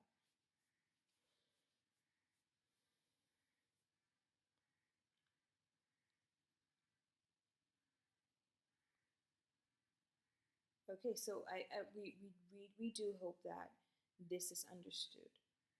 This is where it starts for us because of the value that we offer at this point.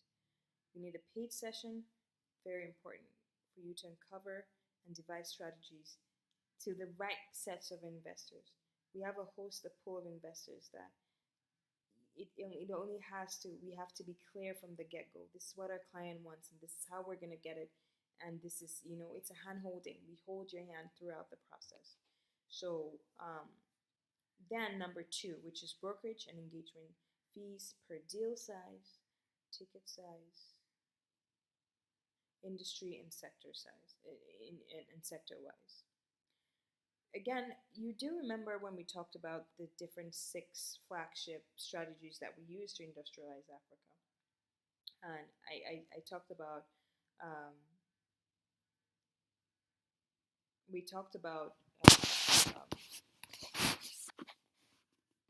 let's take you there again.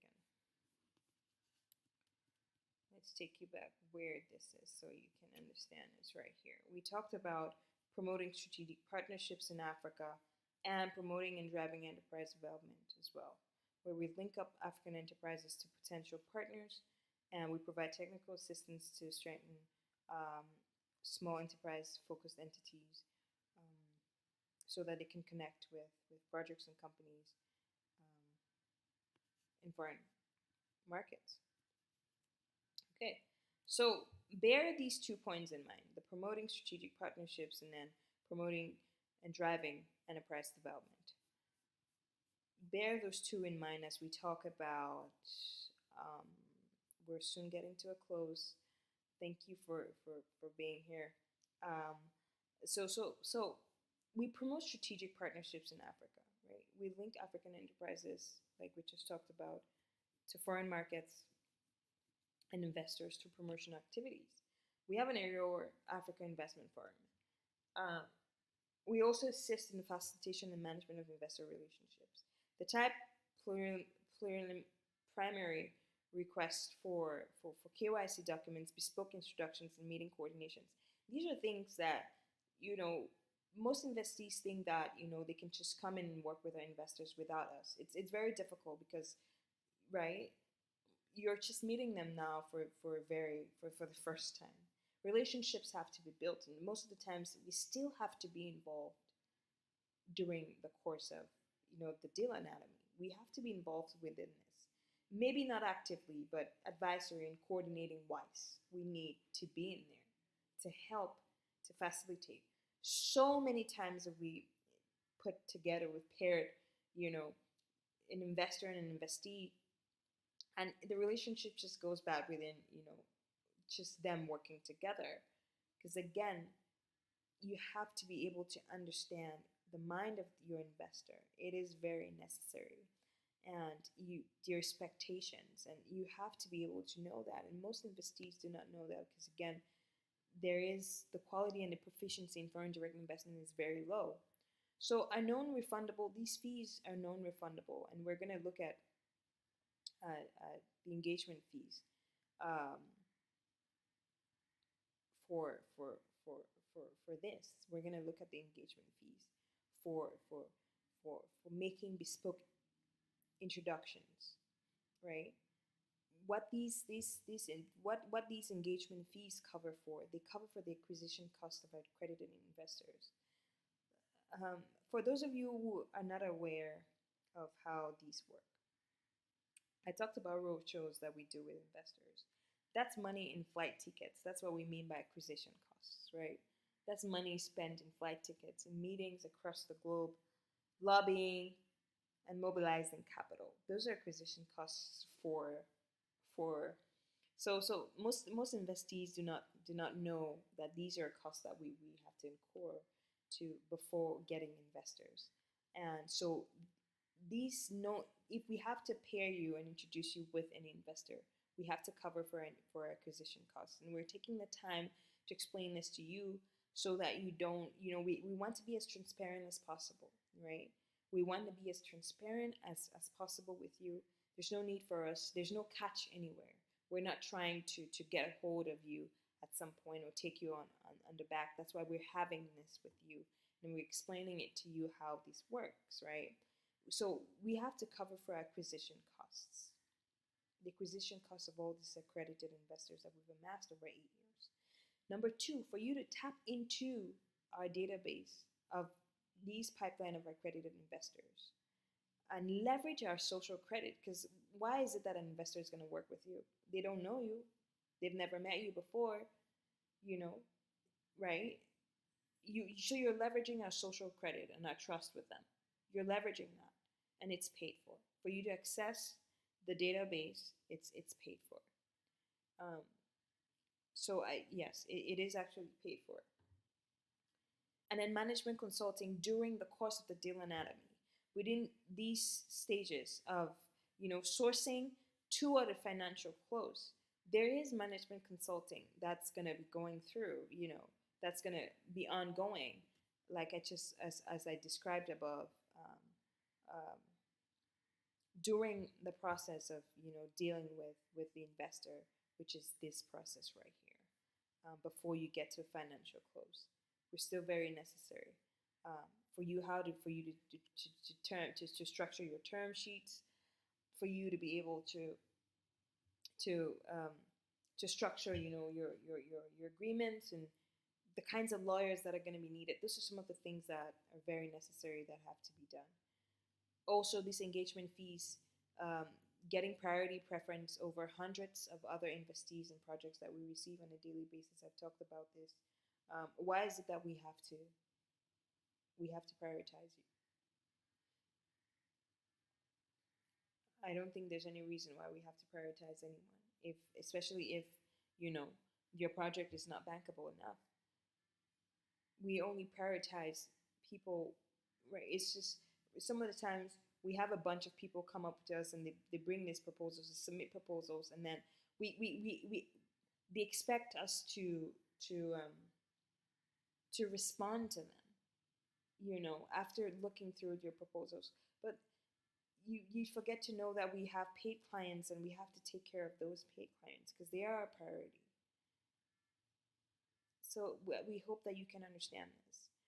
I'm putting it as blunt as I can possibly so that we can cut the dross and go right to the chase, and make things easier for everyone.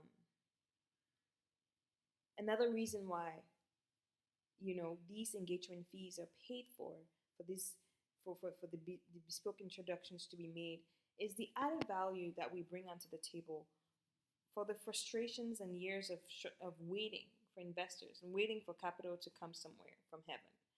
Hopefully one day capital is going to come and my dreams are going to be funded.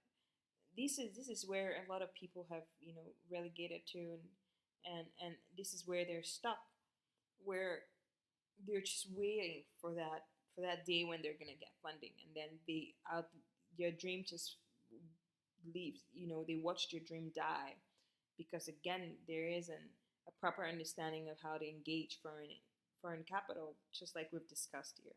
So this is why this is what these fees cover for relationship management, ongoing to prevent divestiture.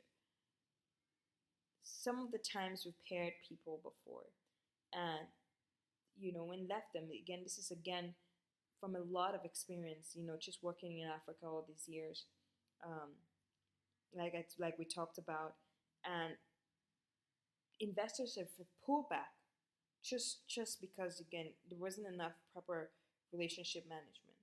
Active lobbying and soliciting and negotiation and facilitation and clear procurement and setting all those different things for the delivery of the project is so important. And some of the times investees do not understand how necessary this is. If you're going to go from a ticket size of 5 million to about 20 million, you need relationship management. Some of the times investors will want to start small and then slowly build from there, just so they can watch the trajectory. And relationship management is so important. That's where we come in.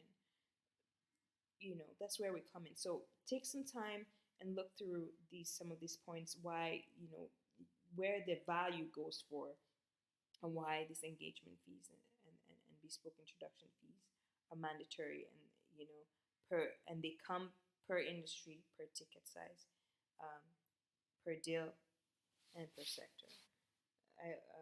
For this, you would have to consult. You would have to check in closely with us, depending on your. But so let's look at, depending on your project and your sector. But let's look at Appendix 1. Appendix 1 is right here.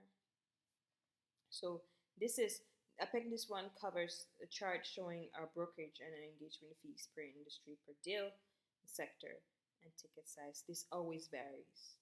If you come up to us, once we have a strategic advisory session with you, and we can determine, okay, your project would need a ticket size of this, right? So you would need you would need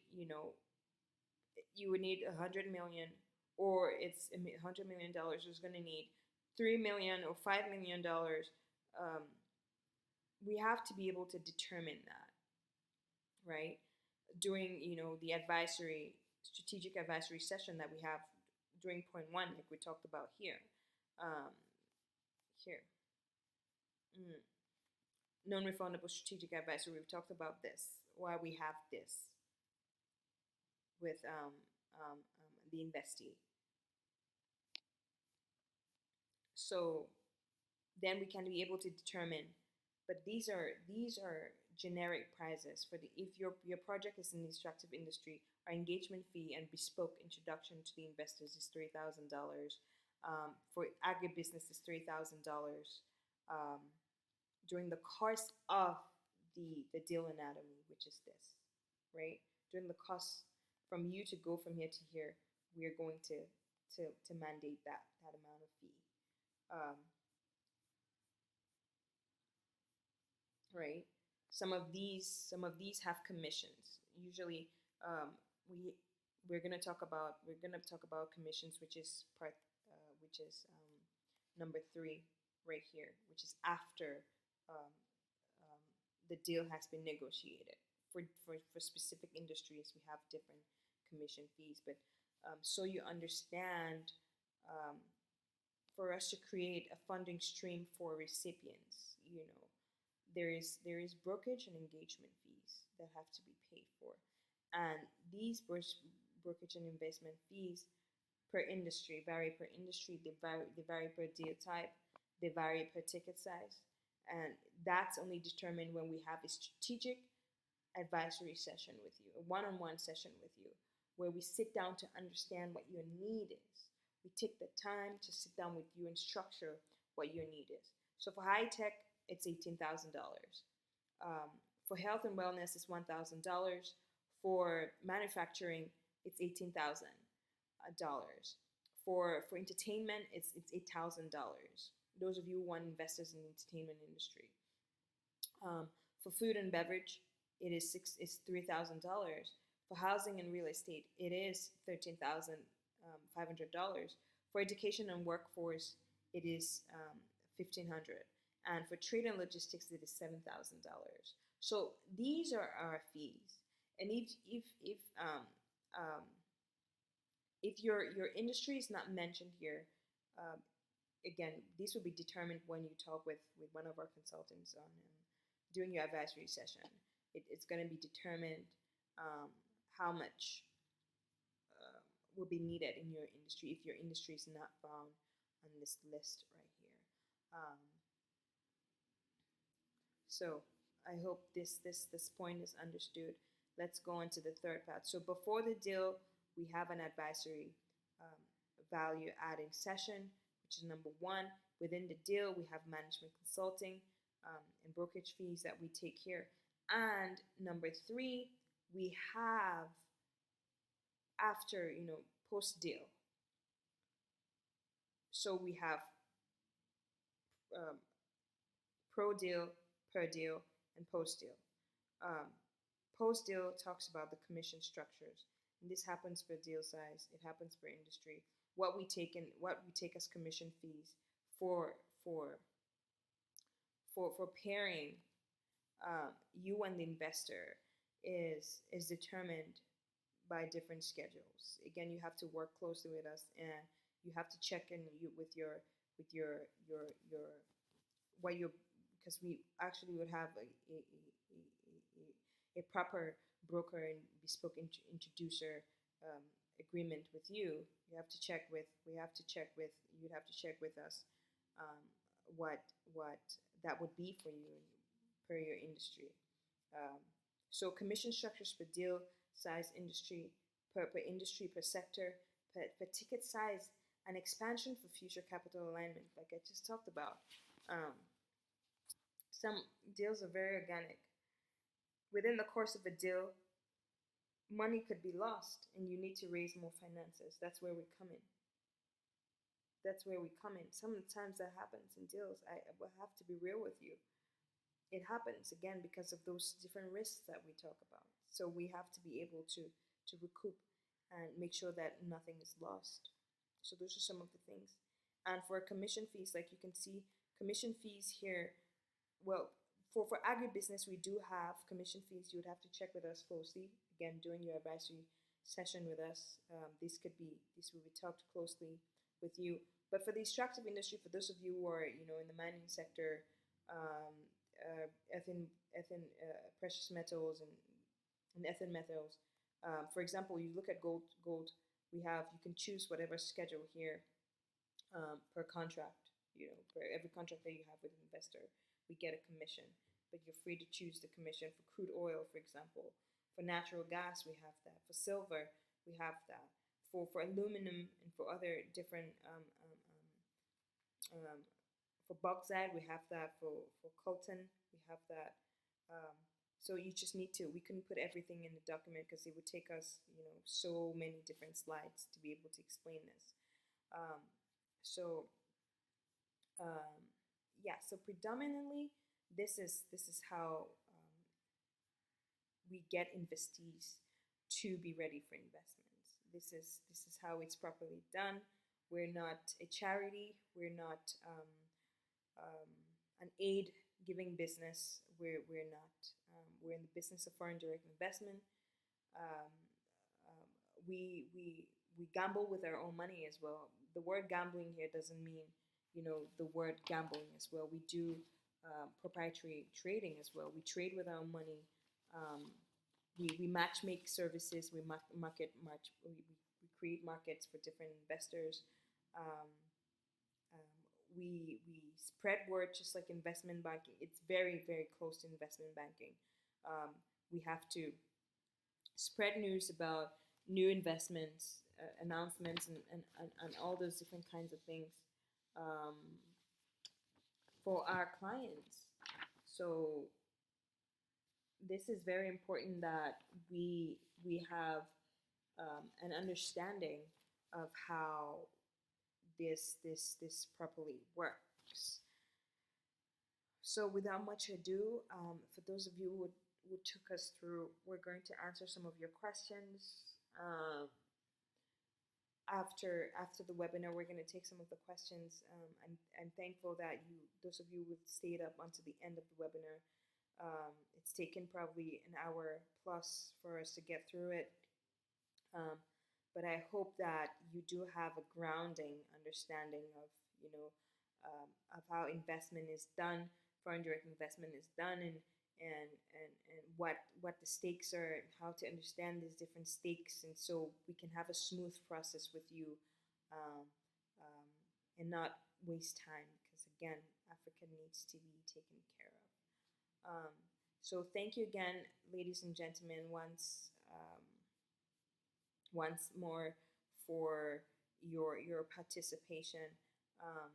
We are at the forefront of African industry, and this is our commitment to Africa. We are actively investing as well, and we are matchmaking, building markets for different investees and recipients and investors across the continent. So you can contact us. You can contact us by these are our contact points. You can send us a mail. You can go online and find us on eor-inc and see what we're up to. You can find us on LinkedIn, where we constantly share. We talk about on that page we share about how to build investments in different markets. Well, in frontier markets, especially Africa, and we do AfricaMarket and China market as well. These are addresses, physical locations within the Chinese market and Africa, where we're based in Central Africa. So I thank you very much for the time you spent with us during this entire process. I hope you learned a thing or two. I hope we brought you a sense of increase. Now you know better about what foreign direct investment is, and you're well placed to make the change that we need in Africa. So together we can do this, and thank you very much for joining. See you next time. Bye-bye. You can ask us some questions. We can already see some questions coming in. We're going to stop this, and then we take the questions as they come in. So thank you. We hope you could understand the Africa project paradox and why projects in Africa don't really get funded as much as they would be. Okay, so thank you for joining our session, and peace and harmony.